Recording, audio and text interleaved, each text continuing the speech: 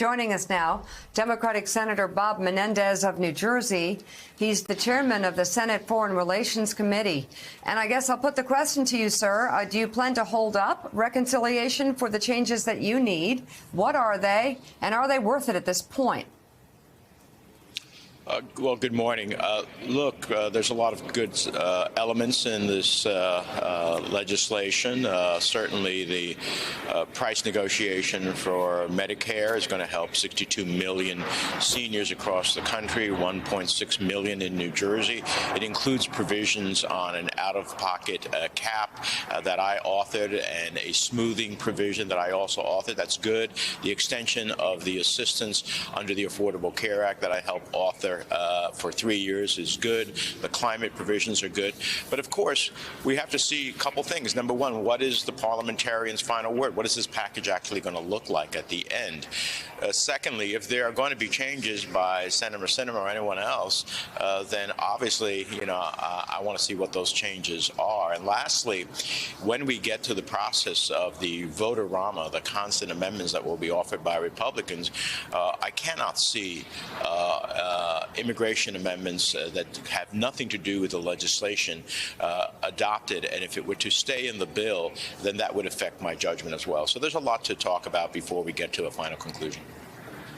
Okay, it sounds like there's still a lot more to be done, and we'll be following that. I want to ask you about another story that's happening right now. In a show of force, China is conducting live-fire military drills around Taiwan this morning in retaliation to House Speaker Nancy Pelosi's visit to the island earlier this week.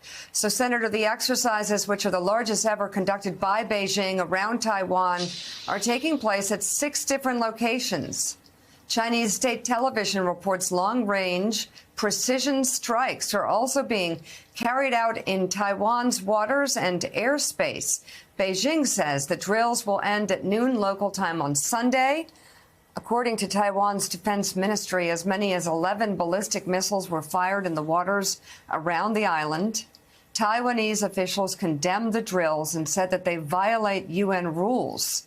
Officials also said the exercises amount to a blockade of Taiwan's sea and air space. What's your reaction to this latest news and these moves by Beijing? Well, using Speaker Pelosi's trip for the performative sound and fury, the truculence of Xi Jinping, is just that, an excuse. A couple of weeks ago, 23 fighter jets crossed the Taiwan Straits demarcation line. Nobody was visiting at that time. This is where China has been headed for some time. And so what we cannot allow is China to determine who can visit China, when they can be visited, and under what circumstances. Then Taiwan will be totally isolated, and the Chinese will have achieved their goal. And so I think at the end of the day, by Sunday, they will end their exercises.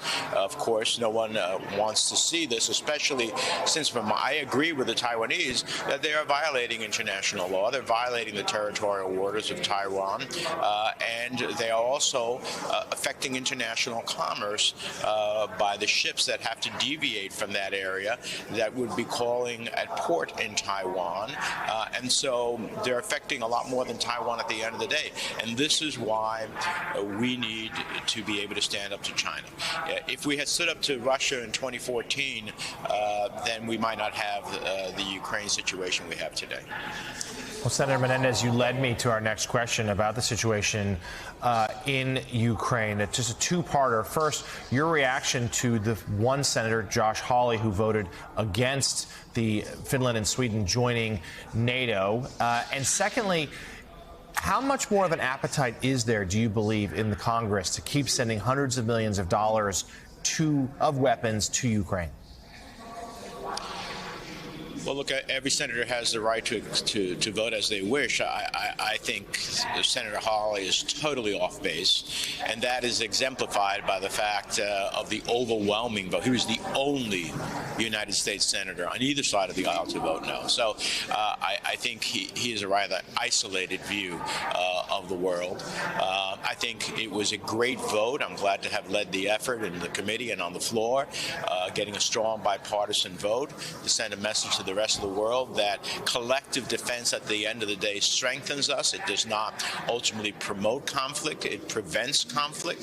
And I think that was a great message. And Sweden and Finland will be great allies in NATO. And lastly, as to your question about assistance to Ukraine, the question for us as a nation and other nations in the world is, do we want to help the Ukrainians defend themselves and defeat Russia, or will we find ourselves, as Russia has shown itself willing to do, continuing the advance towards other countries, and when they come upon a NATO country under Article 5 of NATO, we are obligated to defend them as they invoked Article 5, the only time in the 70-plus year history of NATO, on behalf of the United States after September 11th. I'd rather have Ukrainians fight for their freedom and territorial sovereignty than America's sons and daughters have to fight in some country because Russia invaded NATO, a NATO ally. Speaking, Senator, of Russia, we're just getting some breaking news in that prosecutors there have asked a court in Moscow to sentence Brittney Griner to 9.5 years in prison on charges of cannabis possession. The request was made during closing arguments this morning. Griner's lawyer said a verdict in the case is expected about an hour from now. So, Senator, there's been all this talk of a prisoner swap deal that could be coming. Do you see something possible to get Brittney Griner home, or is the WNBA star going to sit in a jail in Moscow for 9 years? Well, this is an incredible farce on behalf of the Russians. Brittney Griner shouldn't even be a captive, a prisoner.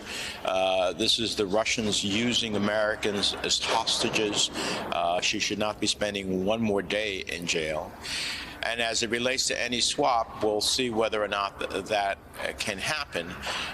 One of our challenges globally is that we're going to have to tell Americans certain countries don't visit because at the end of the day, you become a hostage and you undermine U.S. national security issues. When we have to release someone like being contemplated, who's a major arms dealer and has a whole host of other consequences that his actions created, it sends a message that, yeah, get hostages from America and we will give you something that you want. So I want her to come home. She shouldn't even be arrested.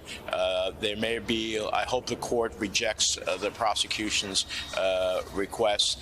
She's made, I think, an excellent case as to why she shouldn't even be incarcerated. If there is a swap, we will welcome her home, but we also need to send a message to our fellow citizens that there are some places in the world you just can't go because ultimately you may very well find yourselves in a prison in that country.